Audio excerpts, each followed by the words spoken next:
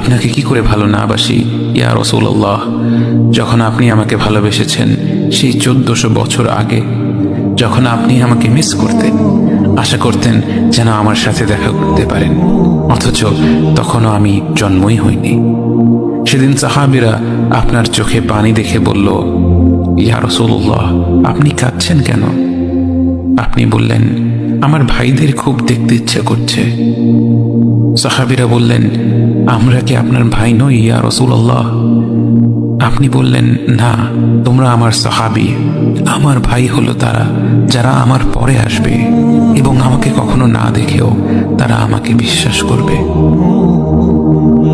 মৃত্যু শয্যায় শুয়ে আপনার অন্তরে এই চিন্তা ছিল যে আমাদের পরিণতি কি হবে। উম্মতি উম্মতি বলতে বলতে আপনি আপনার রবের নিকট ফিরে গিয়েছেন।